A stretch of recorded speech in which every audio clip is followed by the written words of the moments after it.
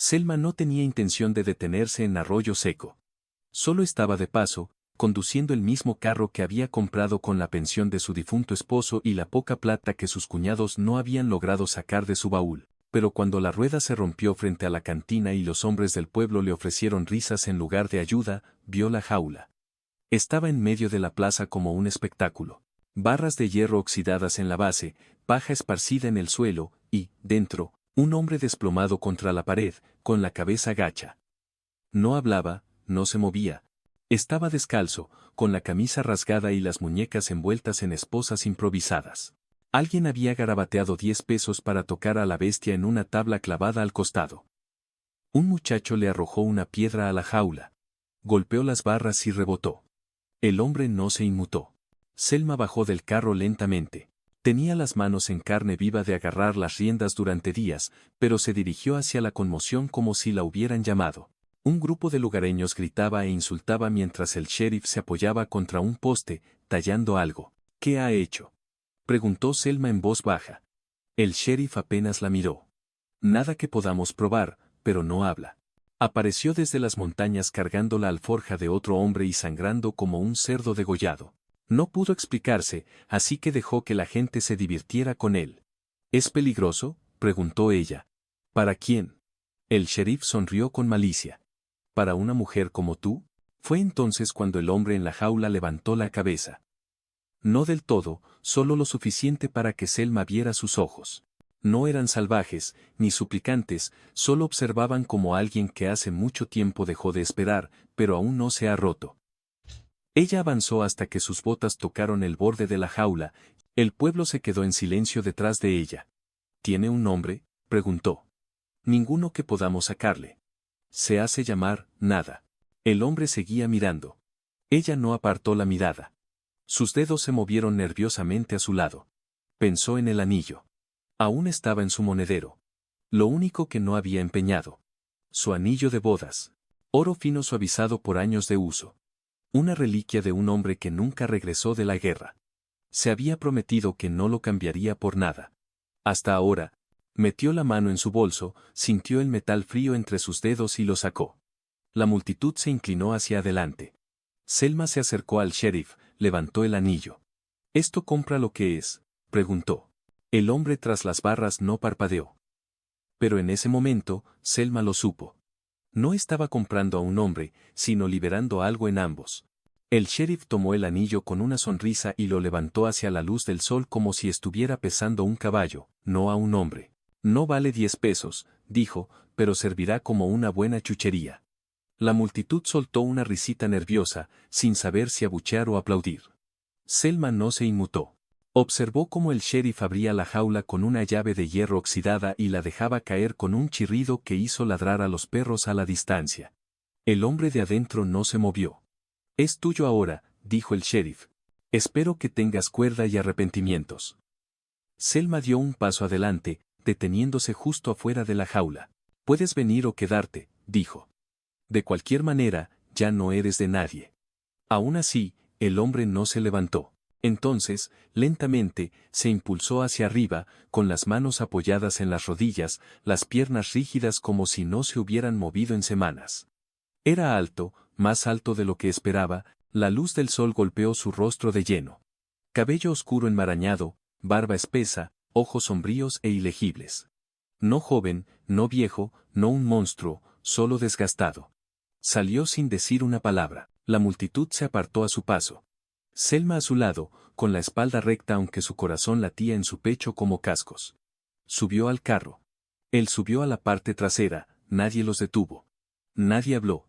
Las ruedas chirriaron al alejarse. Selma no miró atrás. El camino al este de Arroyo Seco serpenteaba entre pinos dispersos y campos polvorientos. Ella mantuvo la vista al frente, con las manos firmes en las riendas. El hombre no preguntó a dónde iban. No pidió comida ni agua. No pidió nada en absoluto. Cuando el sol se hundió, ella se detuvo en una hondonada donde un arroyo cortaba las rocas y dejó que el caballo bebiera. El hombre saltó antes de que ella pudiera hablar, desató el fardo sin que se lo pidieran y comenzó a recoger leña. Para cuando ella había desatado al caballo y desempaquetado las mantas, él ya tenía un fuego encendido, pequeño, preciso, eficiente. Selma lo observó agacharse junto a él, silencioso como los árboles que los rodeaban. ¿Tienes un nombre?, preguntó. Él la miró, luego sacudió la cabeza una vez. ¿Puedes hablar? Él asintió. Pero no lo haces. Una pausa, luego un encogimiento de hombros. Ella suspiró, acomodándose en una piedra cercana. No busco un marido, ni un trabajador, ni una historia para compadecer.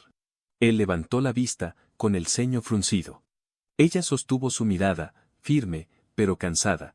Te compré porque no merecías esa jaula, no porque necesite algo de ti. Él no respondió, pero extendió la mano hacia la luz del fuego, partió un trozo de su propio pan en dos y le ofreció la mitad.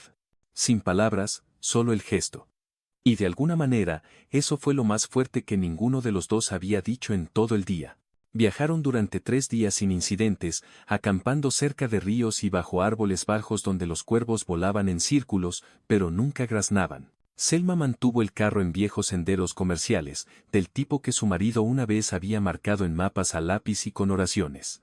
El montañés, aún sin nombre, nunca se alejaba mucho del campamento. Dormía cerca del fuego, pero nunca demasiado cerca, cocinaba sin que se lo dijeran, recogía leña antes de que ella notara que la pila había disminuido. Y cada mañana, sin preguntar, se aseguraba de que las ruedas estuvieran en buen estado. Era un ritmo tácito, como una danza sin música. Selma no pedía más. Pero una tarde, cuando el crepúsculo tiñó el cielo de un color lila magullado, lo vio tallar algo en un trozo de cedro seco con un cuchillo oxidado. Estaba sentado con las piernas cruzadas junto al fuego, con los antebrazos descubiertos envueltos en lino de su kit de costura. Ella no se lo había ofrecido, él solo había tomado lo que necesitaba. Ese hecho la reconfortó extrañamente. ¿Qué estás haciendo?, preguntó suavemente. Él no respondió al principio, luego giró la talla hacia ella. Un lobo sencillo, con patas largas, hocico afilado, cola arqueada. ¿Tú?, preguntó ella. Él negó con la cabeza y luego la señaló a ella. Ella rió, no con crueldad. ¿Crees que soy un lobo? Él asintió una vez con seguridad. Sabes, a los lobos les disparan aquí, dijo ella. La mayoría de la gente los llama ladrones. Él tocó la figura de nuevo y luego señaló el cielo. Selma siguió su gesto. Estrellas frías y plateadas, y una media luna creciente. ¿Crees que vine de allí? Él se encogió de hombros, pero sus ojos dijeron que sí. Una criatura demasiado obstinada para morir, demasiado silenciosa para rogar. Ella miró la talla durante un largo momento, luego metió la mano en su bolso y sacó el bolsillo vacío del anillo, el que solía guardar su anillo de bodas. Lo cerró con un trozo de cuerda y lo colocó al borde del fuego. Parece que ambos estamos sin reclamar ahora, murmuró. Él observó cómo el bolsillo se consumía, sin interrumpir nunca. Cuando lo miró de nuevo, él no estaba mirando el fuego, sino a ella, no con hambre, no con lástima, con algo más estable, como si la tierra misma tuviera ojos. ¿Alguna vez perteneciste a alguien?, preguntó. Él se presionó una mano sobre el pecho y luego, lentamente, sacudió la cabeza. Ella asintió. Tal vez sea lo mejor. El fuego crepitó suave y bajo. La figura del lobo se encontraba entre ellos ahora, sin quemar, sin terminar. Y en ese momento, el silencio no estaba vacío, sino que era sagrado. Algo pasó entre ellos que no necesitaba ser hablado, solo sostenido. Llegaron al borde del cañón al quinto día, donde los acantilados se abrían y el viento dejaba de fingir ser amable. Selma llevó el carro debajo de un saliente y miró el estrecho sendero que se extendía ante ellos. Apenas lo suficientemente ancho para el caballo, mucho menos para un carro y 2 vidas, tratando de no caer. El montañés estaba de pie junto a ella, con los brazos cruzados, el pelo recogido con el mismo trozo de cuero que había usado para sujetar sus provisiones. No parecía nervioso, sino preparado. «¿Has hecho esto antes?», dijo ella. Él asintió levemente. «¿Quieres dirigir?». Otro asentimiento. Ella sonrió débilmente. «No eres muy hablador, pero seguro que sabes cuándo decir que sí». Le entregó las riendas sin inmutarse. La confianza, se dio cuenta, no siempre llegaba por completo. A veces se deslizaba en silencio, una respiración a la vez. Él tomó la guía del caballo y caminó con un paso cuidadoso, cada paso medido. Selma siguió a pie junto al carro, con la mano firme en el marco. El acantilado caía al vacío y su garganta se tensaba con cada ráfaga de viento, pero el hombre nunca vaciló. En una curva del sendero, un traqueteo asustó al caballo. La bestia se encabritó, dando patadas, y Selma casi pierde el agarre. El carro gimió. Entonces su mano estuvo en la brida, calmada, firme. El caballo se quedó quieto. Así como así, no dijo nada, solo miró hacia atrás una vez para asegurarse de que ella seguía en pie. Su corazón latía con fuerza en su pecho. No por la casi caída, sino por la forma en que la miró, como si no fuera algo frágil, como si ya estuviera de pie. Esa noche, acamparon cerca de un pequeño manantial escondido tras unos cedros. Él hizo un estofado con carne salada y hierbas hervidas que ella no reconoció. Mientras comían, ella lo estudió, la forma en que siempre miraba hacia afuera, con los ojos en la oscuridad, vigilando los problemas, incluso si nunca llegaban. No duermes mucho, dijo. Él se encogió de hombros. ¿Es miedo? Él la miró durante un largo momento, luego sacudió la cabeza. Ella intentó de nuevo. ¿Culpa? Él vaciló, y luego hizo algo inesperado. Alcanzó el cuchillo en su cadera y arrastró su empuñadura lentamente por el suelo. 2 líneas, luego otra a través. Una forma. Una jaula, susurró ella. Él asintió, luego rayó una sola línea a través de ella. Se fue. Ella miró las líneas, a él, al fuego entre ellos. Entonces tal vez no sea el miedo lo que te mantiene despierto, dijo suavemente. Tal vez sea solo la costumbre. Él no respondió, pero cuando ella se levantó y se volvió para acostarse, sintió que la trenza de su cabello se movía sobre su hombro y que la cuerda que la ataba había sido reemplazada por un cordel trenzado. Silencioso, suyo. Encontró el espejo por accidente, roto y medio envuelto en lino en el fondo de su mochila. No lo había tocado desde antes de que la guerra se llevara a su marido, desde antes de que su pelo se volviera más oscuro con ceniza y su rostro aprendiera la quietud como un escudo. Pero ahora, sentada en una roca plana junto al arroyo, lo sostuvo en una mano y miró la trenza que caía por su espalda. Estaba apretada, precisa, atada en la base con cordel, los extremos deshilachados como algo rescatado, pero sagrado. No lo había sentido hacerlo, no lo había pedido, pero estaba allí. Prueba de cuidado en un mundo donde los hombres suelen alcanzar solo lo que pueden conservar. El montañés, aún sin nombre, estaba agachado al borde del agua, lavando la olla del estofado. Sus movimientos eran tranquilos, prácticos, del tipo que hacían que una mujer mirara más tiempo de lo que pretendía. Selma volvió a girar el espejo hacia la trenza. Sus dedos rozaron el cordel y, por un momento, algo se agrietó bajo sus costillas. No dolor, no deseo, solo una pregunta que había enterrado profundamente. ¿Qué significa ser vista cuando no estás representando el dolor? Esa noche, mientras las estrellas se encendían una por una, ella se sentó frente a él y no habló durante mucho tiempo. Cuando finalmente lo hizo, su voz era baja. Creo que la gente se equivoca con las jaulas. Él levantó la vista. Ella señaló el fuego. Creen que están hechas de barras, hierro, llaves, pero la mayoría de las jaulas no se cierran desde afuera. Él inclinó la cabeza. Ella sostuvo su mirada. He estado caminando con una durante años. Una pausa. Entonces, lentamente, él metió la mano en su bolso y sacó algo envuelto en piel aceitada.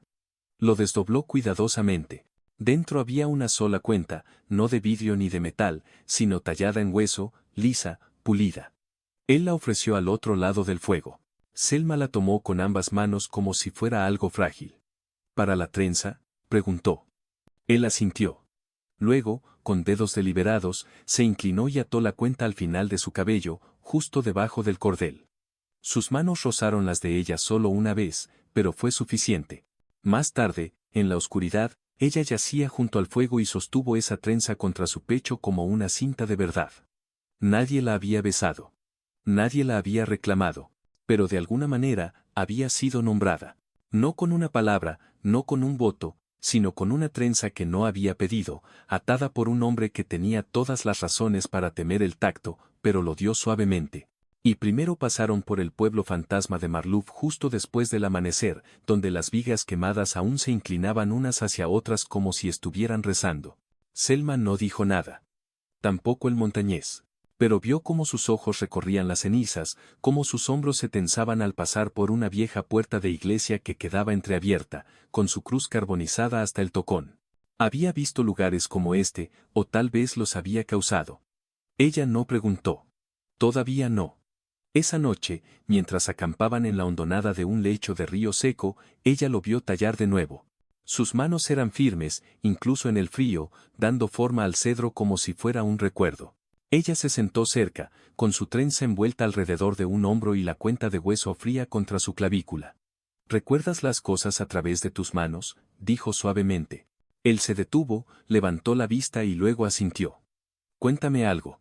Él dudó, luego colocó la talla en su regazo. Una mujer sentada, con una larga trenza por la espalda, no elegante, pero inconfundible, ella. Selma parpadeó. Esa soy yo.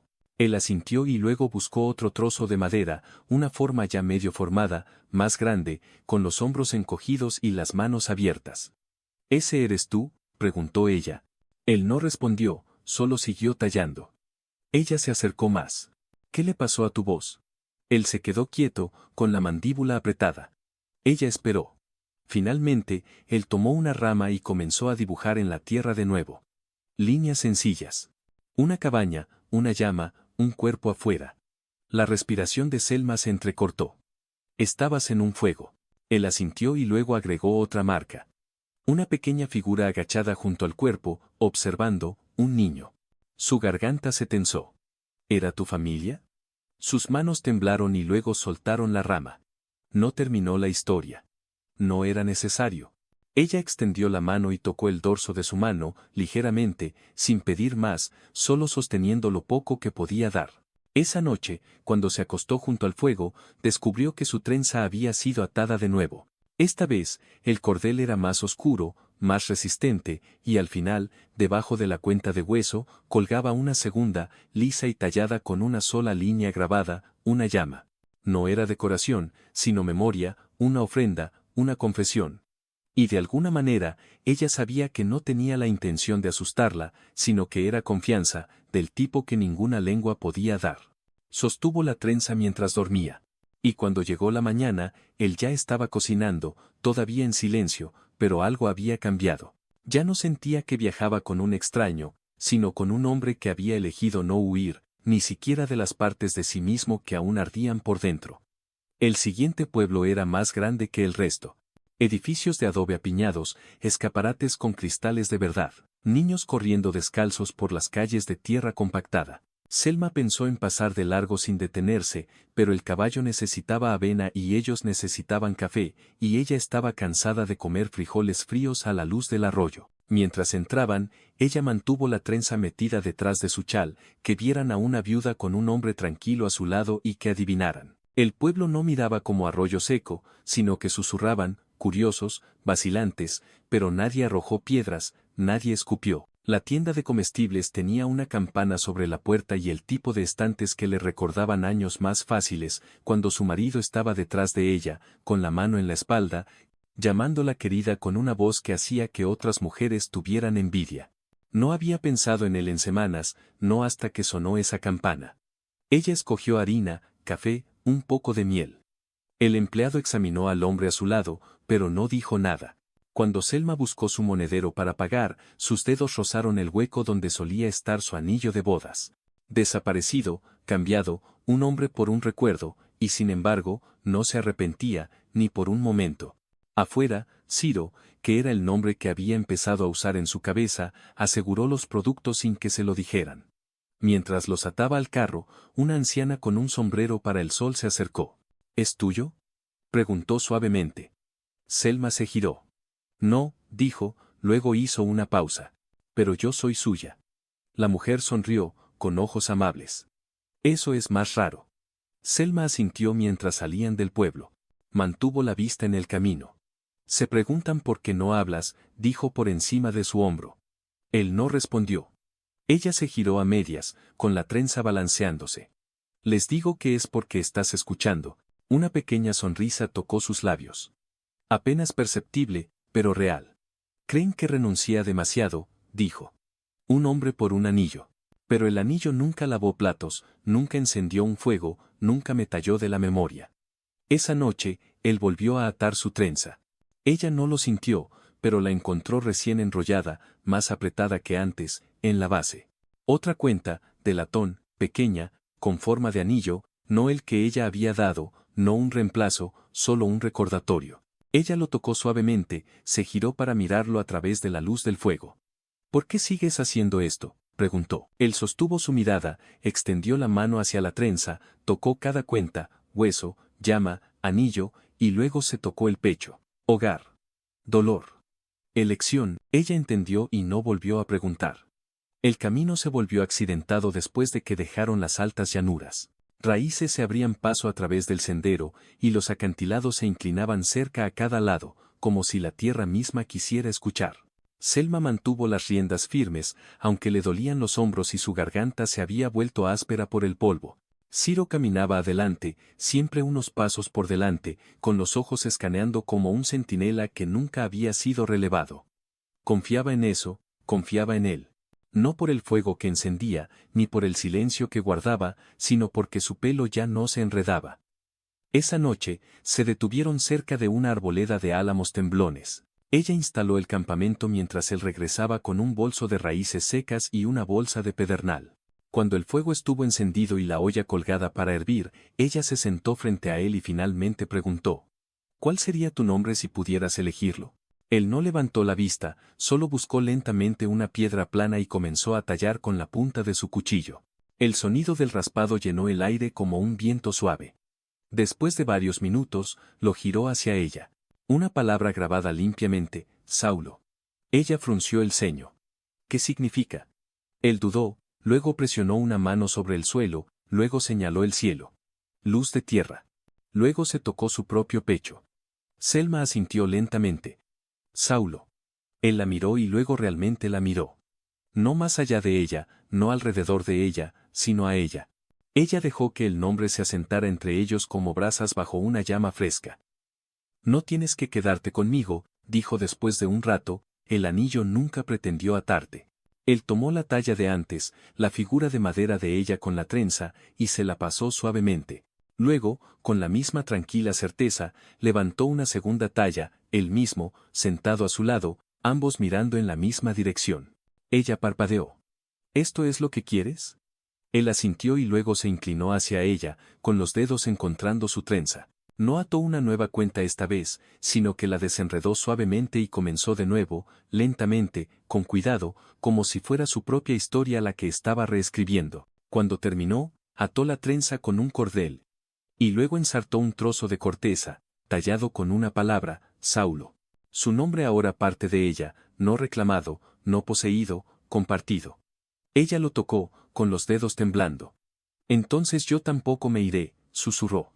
El viento pasó entre ellos, sin votos, sin promesas, solo una trenza, y en esa trenza, la verdad de que ninguno de los dos estaba solo, ni de nombre ni en silencio. Llegaron al borde del cañón a última hora de la mañana, donde flores silvestres crecían entre las grietas de la roca y el aire olía a agua antes de que se pudiera ver. Selma detuvo el carro y bajó sin decir una palabra. Saulo, lo llamaba así ahora, aunque nadie más lo hiciera, estaba de pie junto a ella, con una mano en las riendas y la otra apoyada en el mango tallado de su cuchillo. «Es esto», dijo suavemente, señalando la cresta. Pasada esa curva es a donde debía ir. Él la miró, tranquilo e inexpresivo. La hacienda de una viuda. Mi marido la reclamó con la escritura de propiedad antes de irse a la guerra. Simplemente nunca terminé el viaje. Ella no dijo por qué, no era necesario. El silencio era suficiente, pero luego se volvió hacia él, con los ojos firmes. Hay una cosa que no he preguntado. Él inclinó la cabeza ligeramente. ¿Por qué no huiste cuando se abrió la jaula?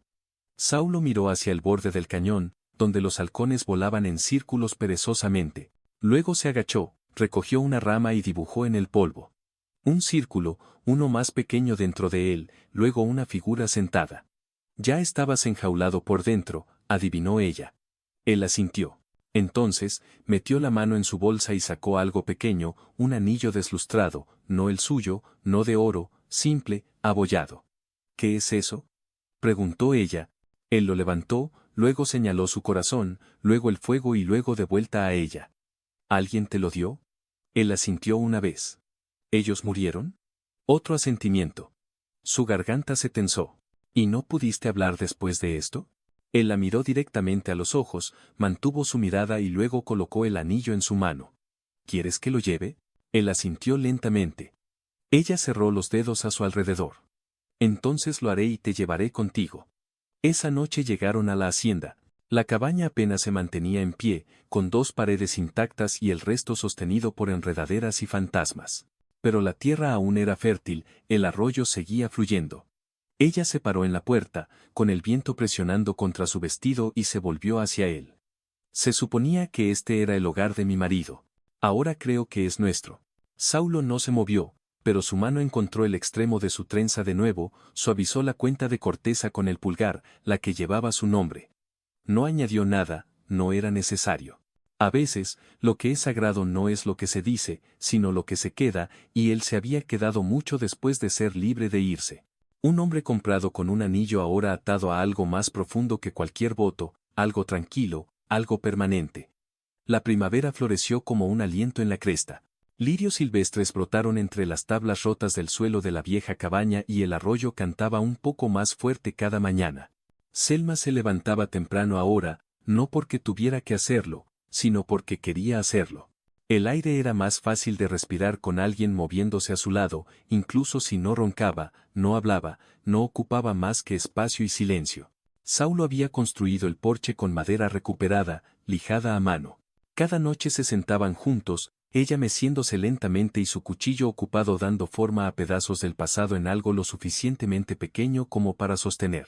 Había tallado animales, plumas, su rostro, su trenza, pero esta noche estaba tallando su mano, solo los dedos abiertos, vacíos. Ella preguntó una vez, ¿por qué? Él la miró, luego extendió la mano, girando su muñeca con la palma hacia arriba y, con la presión más suave, colocó la mano de madera en ella, un espejo, no perfecto, pero suyo, como si la hubieran visto desde adentro. Ella no lloró, pero sí se apoyó en su hombro y él no se apartó. Esa noche, mientras se desvestía, se vio en el espejo deformado encima del lavabo. Su trenza era más larga ahora, más gruesa, y en la base colgaban 5 cuentas. Hueso, el comienzo, llama, su memoria, anillo, lo que ella cambió, corteza con su nombre, lo que eligieron, guijarro liso, el que él había deslizado ayer, sin decirle. Ella no había preguntado qué significaba ese último, pero cuando se lo mencionó, él solo sonrió apenas y presionó una mano sobre su hombro, firme, presente, continuo. Por la mañana, encontró una nota, la primera que él había escrito, no elegante, solo un trozo de papel clavado en la puerta. Ido a cazar, volveré antes del anochecer. No esperes para vivir. Ella lo leyó 2 veces y luego rió. Salió descalza, con el pelo suelto, el viento tirando de él con fuerza. No se lo trenzó esa mañana, no era necesario. Las cuentas tintineaban suavemente como campanas de una historia que aún se estaba contando. Mientras caminaba por el borde del arroyo, recordó la jaula, el anillo, el hombre que nadie quería y la elección que había deshecho su dolor. Él nunca había prometido quedarse.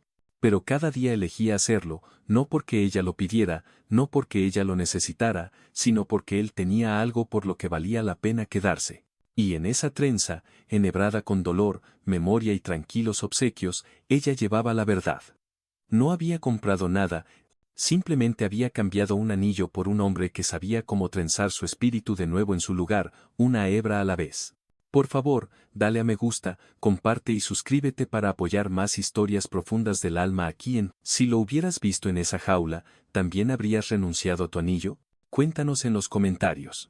Y ahora, para seguir disfrutando de relatos conmovedores y personajes inolvidables, te invitamos a suscribirte a nuestro canal. Activa la campanita para no perderte ninguna de nuestras próximas historias y únete a nuestra comunidad de amantes del oeste.